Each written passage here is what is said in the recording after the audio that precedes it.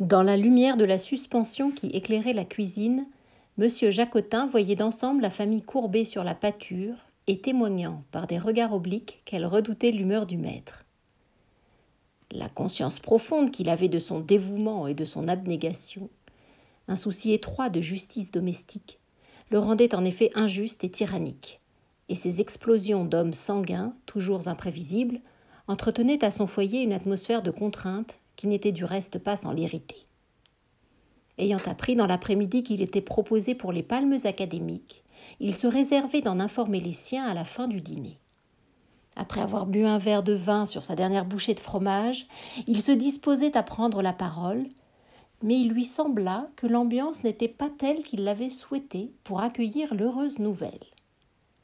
Son regard fit lentement le tour de la table, s'arrêtant d'abord à l'épouse, dont l'aspect chétif, le visage triste et peureux lui faisait si peu honneur auprès de ses collègues. Il passa ensuite à la tante Julie, qui s'était installée au foyer en faisant valoir son grand âge et plusieurs maladies mortelles, et qui, en 7 ans, avait coûté sûrement plus d'argent qu'on en pouvait attendre de sa succession. Puis vint le tour de ses 2 filles, 17 et 16 ans, employées de magasin à 500 francs par mois, pourtant vêtues comme des princesses, montres, bracelets, épingles d'or à l'échancrure, des airs au-dessus de leurs conditions, et on se demandait où passait l'argent, et on s'étonnait. Monsieur Jacotin eut soudain la sensation atroce qu'on lui dérobait son bien, qu'on buvait la sueur de ses peines, et qu'il était ridiculement bon. Le vin lui monta un grand coup à la tête et fit flamber sa large face déjà remarquable au repos par sa rougeur naturelle. Il était dans cette disposition d'esprit lorsque son regard s'abaissa sur son fils Lucien, un garçon de 13 ans qui, depuis le début du repas, s'efforçait de passer inaperçu. Le père entrevit quelque chose de louche dans la pâleur du petit visage. L'enfant n'avait pas levé les yeux, mais se sentant observé, il tortillait avec ses 2 mains un pli de son tablier noir d'écolier. « Tu voudrais bien le déchirer ?» jeta le père d'une voix qui s'en promettait. « Tu fais tout ce que tu peux pour le déchirer !» Lâchant son tablier, Lucien posa les mains sur la table. Il penchait la tête sur son assiette, sans oser chercher le réconfort d'un regard de ses sœurs et tout abandonner au malheur menaçant.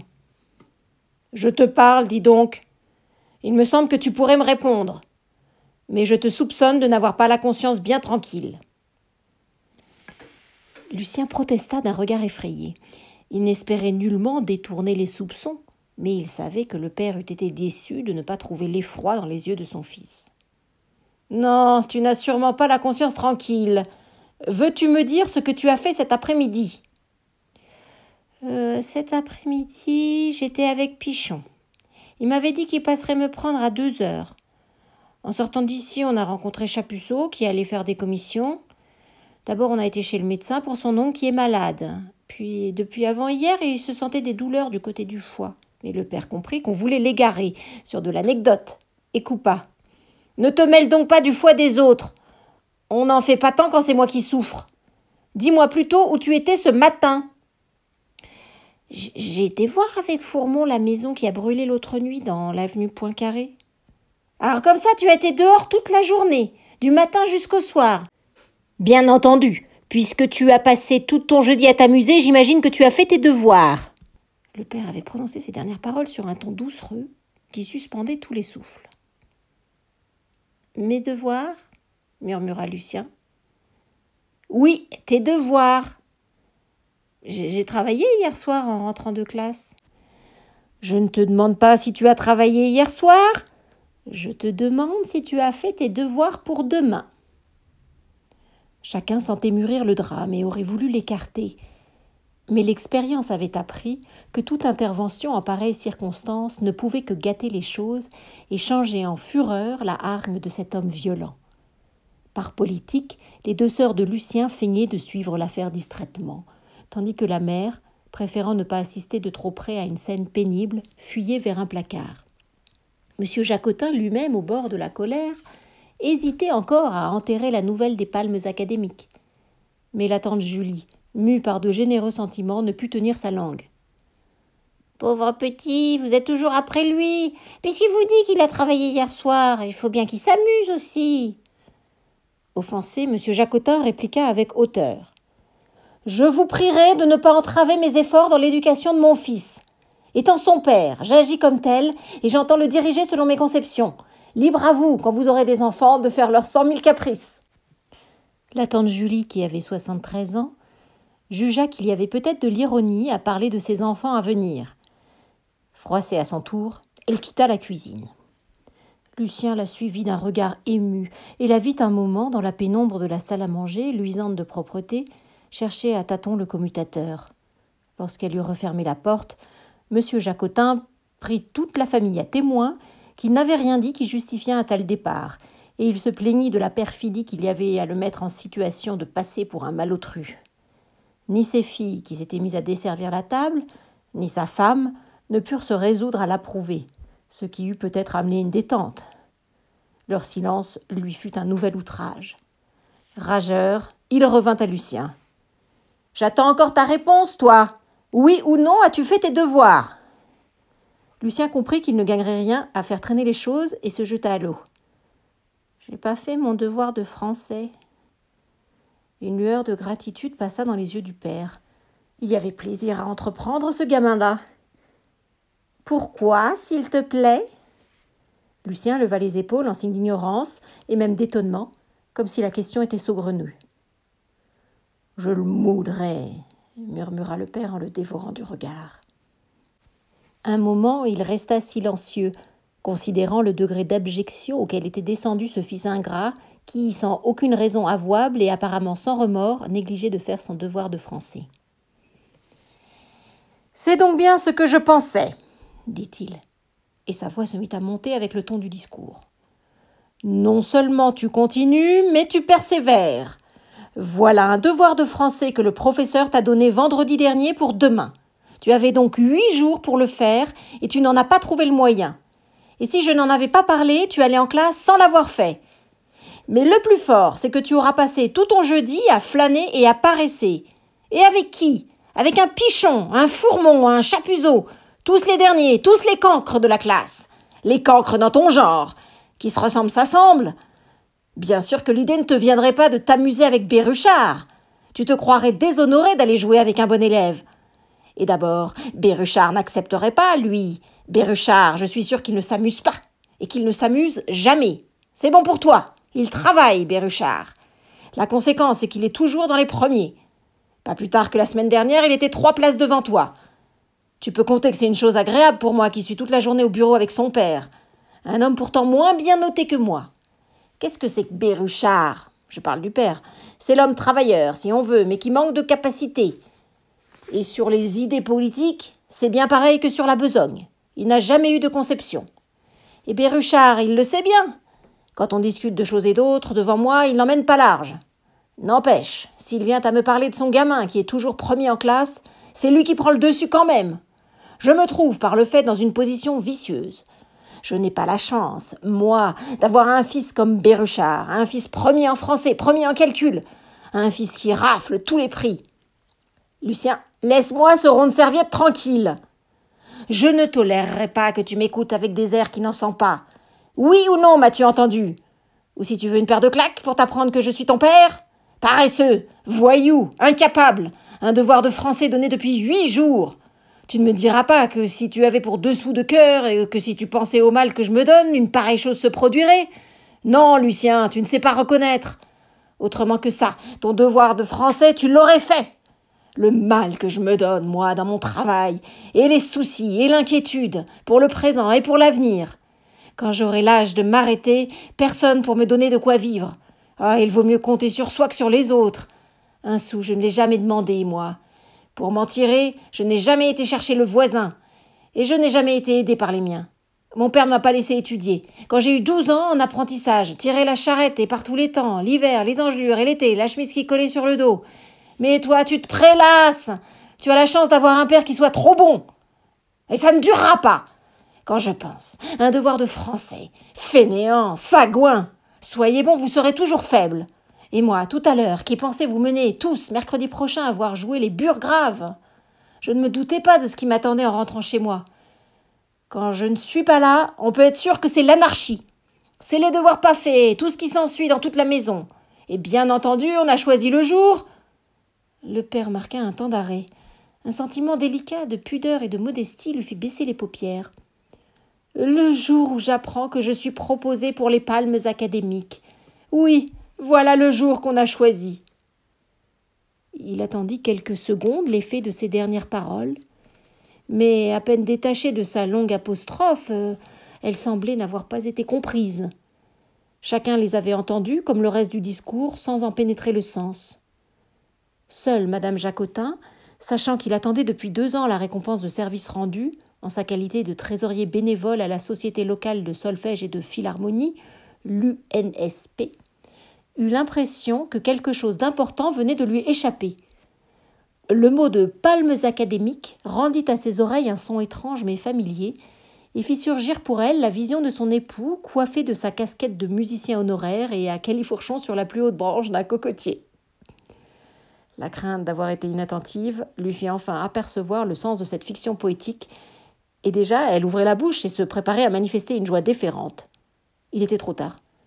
Monsieur Jacotin, qui se délectait amèrement de l'indifférence des siens, craignit qu'une parole de sa femme ne vînt adoucir l'injure de ce lourd silence, et se hâta de la prévenir.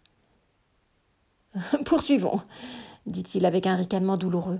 « Je disais donc que tu as eu 8 jours pour faire ce devoir de français. Oui, 8 jours. Tiens, j'aimerais savoir depuis quand Béruchard l'a fait. Je suis sûre qu'il n'a pas attendu 8 jours, ni 6, ni 5, ni 3, ni 2. Béruchard, il l'a fait le lendemain. Et veux-tu me dire ce que c'est que ce devoir ?» Lucien, qui n'écoutait pas, laissa passer le temps de répondre. Son père le somma d'une voix qui passa 3 portes, et elle a touché la tante Julie dans sa chambre. En chemise de nuit et la mine défaite, elle vint s'informer. « Qu'est-ce qu'il y a ? Voyons, qu'est-ce que vous lui faites à cet enfant ? Je veux savoir, moi !» Le malheur voulut qu'en cet instant, M. Jacotin se laissa dominer par la pensée de ses palmes académiques. C'est pourquoi la patience lui manqua. Au plus fort de ses colères, il s'exprimait habituellement dans un langage décent. Mais le ton de cette vieille femme recueillie chez lui par un calcul charitable et parlant avec ce sans-gêne à un homme en passe d'être décoré lui parut une provocation appelant l'insolence. « Vous !» répondit-il. « Je vous dis 5 lettres !» La tante Julie béa, les yeux ronds, encore incrédule. Et comme il précisait ce qu'il fallait entendre par 5 lettres, elle tomba évanouie. Il y eut des cris de frayeur dans la cuisine, une longue rumeur de draps avec remuement de bouillotte, de soucoupes et de flacons. Les sœurs de Lucien et leur mère s'affairaient auprès de la malade avec des paroles de compassion et de réconfort, dont chacune atteignait cruellement M. Jacotin.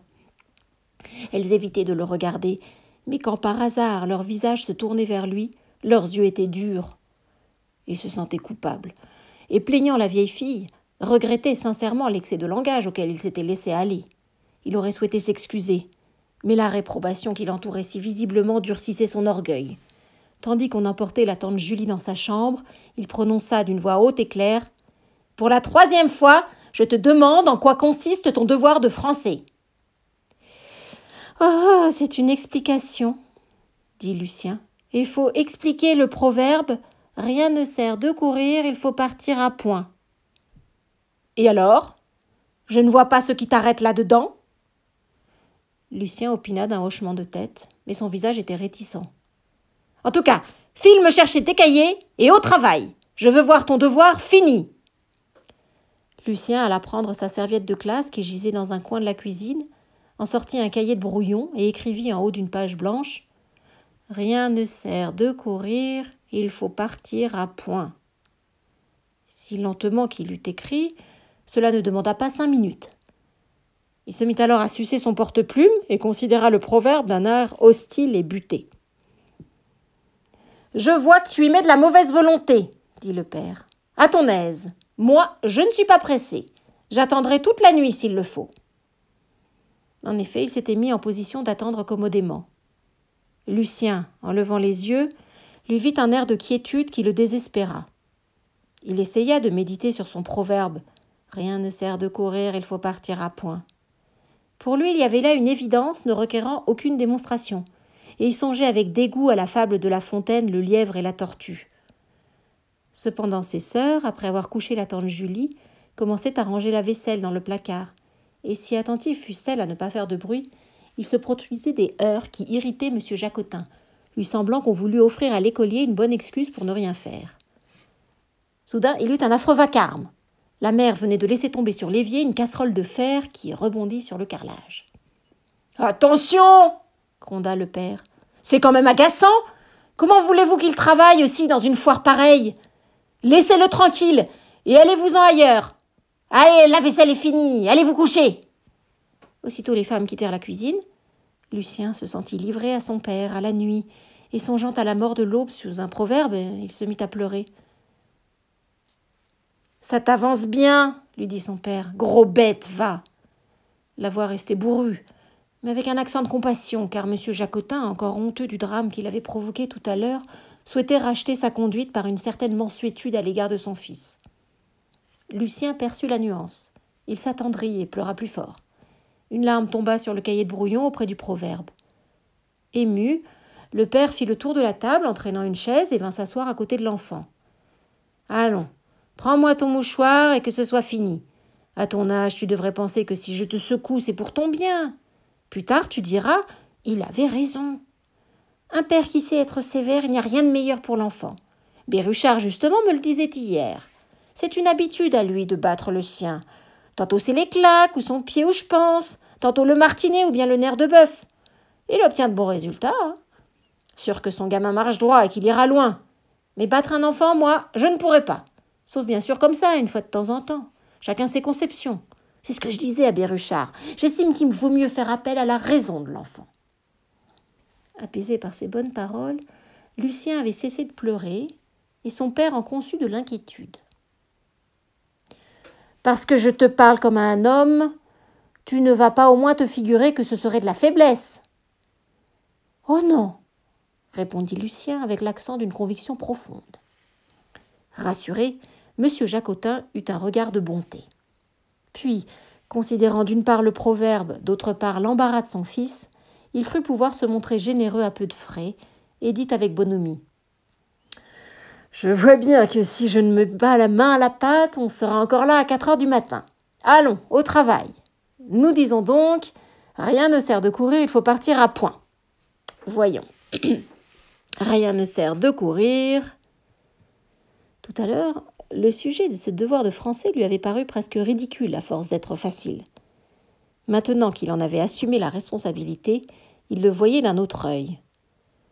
La mine soucieuse, il relut plusieurs fois le proverbe et murmura « C'est un proverbe. »« Oui, » approuva Lucien qui attendait la suite avec une assurance nouvelle. Tant de paisible confiance troubla le cœur de M. Jacotin. L'idée que son prestige de père était en jeu le rendit nerveux. « En vous donnant ce devoir-là, demanda-t-il, le maître ne vous a rien dit ? » Il nous a dit, surtout, évitez de résumer le lièvre et la tortue. C'est à vous de trouver un exemple, voilà ce qu'il a dit. Ah tiens, c'est vrai, fit le père. Le lièvre et la tortue, c'est un bon exemple. Je n'y avais pas pensé. Oui, mais c'est défendu. Défendu, bien sûr, défendu. Mais alors, si tout est défendu... Le visage un peu congestionné, M. Jacotin chercha une idée ou au moins une phrase qui fût un départ. Son imagination était rétive. Il se mit à considérer le proverbe avec un sentiment de crainte et de rancune. Peu à peu, son regard prenait la même expression d'ennui qu'avait eu tout à l'heure celui de Lucien. Enfin, il eut une idée qui était de développer un sous-titre de journal, « La course aux armements », qu'il avait lu le matin même. Le développement venait bien. Une nation se prépare à la guerre depuis longtemps, fabriquant canons, tanks, mitrailleuses et avions. La nation voisine se prépare mollement, de sorte qu'elle n'est pas prête du tout quand survient la guerre et qu'elle s'efforce vainement de rattraper son retard. Il y avait là toute la matière d'un excellent devoir. Le visage de M. Jacotin, qui s'était éclairé un moment, se rembrunit tout d'un coup. Il venait de songer que sa religion politique ne lui permettrait pas de choisir un exemple aussi tendancieux. Il avait trop d'honnêteté pour humilier ses convictions. Mais c'est tout de même dommage. Malgré la fermeté de ses opinions, il se laissa effleurer par le regret de n'être pas inféodé à un parti réactionnaire, ce qui lui permit d'exploiter son idée avec l'approbation de sa conscience. Il se ressaisit en pensant à ses palmes académiques, mais avec beaucoup de mélancolie. Lucien attendait sans inquiétude le résultat de cette méditation. Il se jugeait déchargé du soin d'expliquer le proverbe et n'y pensait même plus. mais le silence qui s'éternisait lui faisait paraître le temps long. Les paupières lourdes, il fit entendre plusieurs bâillements prolongés. Son père, le visage crispé par l'effort de la recherche, les perçut comme autant de reproches, et sa nervosité s'en accrut. Il avait beau se mettre l'esprit à la torture, il ne trouvait rien. La course aux armements le gênait. Il semblait qu'elle se fût soudée au proverbe, et les efforts qu'il faisait pour l'oublier lui en imposaient justement la pensée. De temps en temps, il levait sur son fils un regard furtif et anxieux. Alors qu'il n'espérait plus et se préparait à confesser son impuissance, il lui vint une autre idée. Elle se présentait comme une transposition de la course aux armements, dont elle réussit à écarter l'obsession. Il s'agissait encore d'une compétition, mais sportive, à laquelle se préparaient 2 équipes de rameurs, l'une méthodiquement, l'autre avec une affectation de négligence. « Allons !» commanda M. Jacotin. « Écris !» À moitié endormi, Lucien sursauta et prit son porte-plume. « Ma parole, tu dormais ?»« Oh non, je réfléchissais. Je réfléchissais au proverbe, mais j'ai rien trouvé. » Le père eut un petit rire indulgent, puis son regard devint fixe, et lentement il se mit à dicter. Par ce splendide après-midi d'un dimanche d'été, virgule, quels sont donc ces jolis objets verts, à la forme allongée, virgule, qui frappent nos regards? Point d'interrogation. On dirait de loin qu'ils sont munis de longs bras, mais ces bras ne sont autre chose que des rames. Et les objets verts sont en réalité de canots de course qui se balancent mollement au gré des flots de la Marne. Point. Lucien, pris d'une vague anxiété, osa lever la tête et eut un regard un peu effaré. Mais son père ne le voyait pas, trop occupé à polir une phrase de transition qui allait lui permettre de présenter les équipes rivales. La bouche entr'ouverte, les yeux mi-clos, il surveillait ses rameurs et les rassemblait dans le champ de sa pensée. À tâtons, il avança la main vers le porte-plume de son fils. « Donne, je vais écrire moi-même. C'est plus commode que de dicter. » Fiévreux, il se mit à écrire d'une plume abondante. Les idées et les mots lui venaient facilement, dans un ordre commode et pourtant exaltant, qui l'inclinait au lyrisme. Il se sentait riche, maître d'un domaine magnifique et fleuri. Lucien regarda un moment, non sans un reste d'appréhension, courir sur son cahier de brouillon, la plume inspirée, et finit par s'endormir sur la table. À 11h, son père le réveilla et lui tendit le cahier. « Et maintenant, tu vas me recopier ça posément. J'attends que tu aies fini pour relire. Tâche de mettre la ponctuation, surtout. »« Oui, il est tard, » fit observer Lucien. « Je ferais peut-être mieux de me lever demain matin de bonne heure. »« Non, non, non. Il faut battre le fer pendant qu'il est chaud. Encore un proverbe, tiens !» Monsieur Jacotin eut un sourire gourmand et ajouta. « Ce proverbe-là, je ne serais pas en peine de l'expliquer non plus. Si j'avais le temps, il ne faudrait pas me pousser beaucoup. C'est un sujet de toute beauté, un sujet sur lequel je me fais fort d'écrire mes 12 pages. Au moins, est-ce que tu le comprends bien ? » Quoi donc ? Je te demande si tu comprends le proverbe. Il faut battre le fer pendant qu'il est chaud. Lucien, accablé, faillit céder au découragement. Il se ressaisit et répondit avec une grande douceur. « Oui, papa, je comprends bien, mais il faut que je recopie mon devoir. »« C'est ça, recopie !» dit M. Jacotin d'un ton qui trahissait son mépris pour certaines activités d'un ordre subalterne. Une semaine plus tard, le professeur rendait la copie corrigée. « Dans l'ensemble, dit-il, je suis loin d'être satisfait. Si j'accepte Béruchard à qui j'ai donné 13 et 5 ou 6 autres tout juste passables, vous n'avez pas compris le devoir. » Il l'expliqua ce qu'il aurait fallu faire, puis dans le tas des copies annotées à l'encre rouge, il en choisit 3 qu'il se mit à commenter. La première était celle de Béruchard, dont il parla en termes élogieux. La troisième était celle de Lucien. « En vous lisant, Jacotin, J'ai été surpris par une façon d'écrire à laquelle vous ne m'avez pas habitué et qui m'a paru si déplaisante que je n'ai pas hésité à vous coller un 3. S'il m'est arrivé souvent de blâmer la sécheresse de vos développements, je dois dire que vous êtes tombé cette fois dans le défaut contraire.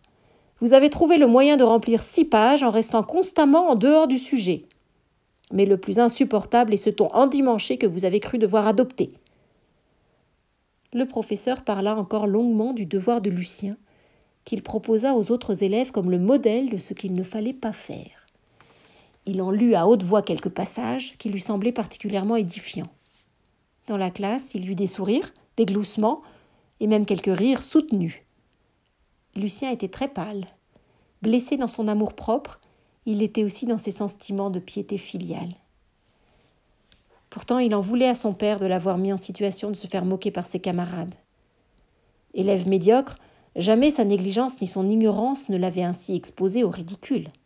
Qu'il s'agît d'un devoir de français, de latin ou d'algèbre, il gardait jusque dans ses insuffisances un juste sentiment des convenances et même des élégances écolières. Le soir où, les yeux rouges de sommeil, il avait recopié le brouillon de M. Jacotin, il ne s'était guère trompé sur l'accueil qui serait fait à son devoir. Le lendemain, mieux éveillé, il avait même hésité à le remettre au professeur, ressentant alors plus vivement ce qu'il contenait de faux et de discordant, eu égard aux habitudes de la classe. Et au dernier moment, une confiance instinctive dans l'infaillibilité de son père l'avait décidé. Au retour de l'école, à midi, Lucien songeait avec rancune à ce mouvement de confiance, pour ainsi dire religieuse, qui avait parlé plus haut que l'évidence. De quoi s'était mêlé le père en expliquant ce proverbe? À coup sûr, il n'avait pas volé l'humiliation de se voir flanquer 3/20 à son devoir de français. Il y avait là de quoi lui faire passer l'envie d'expliquer les proverbes. Et Béruchard qui avait eu 13. Le père aurait du mal à s'en remettre. Ça lui apprendrait. À table, M. Jacotin se montra enjoué et presque gracieux. Une allégresse un peu fiévreuse animait son regard et ses propos. Il eut la coquetterie de ne pas poser dès l'abord la question qui lui brûlait les lèvres et que son fils attendait. L'atmosphère du déjeuner n'était pas très différente de ce qu'elle était d'habitude. La gaieté du père, au lieu de mettre à l'aise les convives, était plutôt une gêne supplémentaire. Madame Jacotin et ses filles essayaient en vain d'adopter un ton accordé à la bonne humeur du maître. Pour la tante Julie, elle se fit un devoir de souligner par une attitude maussade et un air de surprise offensée tout ce que cette bonne humeur offrait d'insolite au regard de la famille. Monsieur Jacotin le sentit lui-même, car il ne tarda pas à s'assombrir. « Au fait, dit-il avec brusquerie, et le proverbe ?» Sa voix trahissait une émotion qui ressemblait plus à de l'inquiétude qu'à de l'impatience. Lucien sentit qu'en cet instant, il pouvait faire le malheur de son père. Il le regardait maintenant avec une liberté qui lui livrait le personnage. Il comprenait que depuis de longues années, le pauvre homme vivait sur le sentiment de son infaillibilité de chef de famille, et qu'en expliquant le proverbe, il avait engagé le principe de son infaillibilité dans une aventure dangereuse. Non seulement le tyran domestique allait perdre la face devant les siens, mais il perdrait du même coup la considération qu'il avait pour sa propre personne. Ce serait un effondrement. Et dans la cuisine, à table, face à la tante Julie qui épiait toujours une revanche, ce drame qu'une simple parole pouvait déchaîner avait déjà une réalité bouleversante. Lucien fut effrayé par la faiblesse du père, et son cœur s'attendrit d'un sentiment de pitié généreuse. « Tu es dans la lune ? Je te demande si le professeur a rendu mon devoir, » dit M. Jacotin. « Ton devoir ? Oui, on l'a rendu. » « Et quelle note avons-nous eue ? 13. Pas mal. Et Béruchard ? 13. Et la meilleure note était 13. Le visage du père s'était illuminé. Il se tourna vers la tante Julie avec un regard insistant, comme si la note 13 eût été donnée malgré elle. Lucien avait baissé les yeux et regardait en lui-même avec un plaisir ému. Monsieur Jacotin lui toucha l'épaule et dit avec bonté : « Vois-tu, mon cher enfant, quand on entreprend un travail, le tout est d'abord d'y bien réfléchir. Comprendre un travail, c'est l'avoir fait plus qu'aux 3/4. Voilà justement ce que je voudrais te faire entrer dans la tête une bonne fois. Et j'y arriverai. J'y mettrai tout le temps nécessaire. Du reste, à partir de maintenant et désormais, tous tes devoirs de français, nous les ferons ensemble.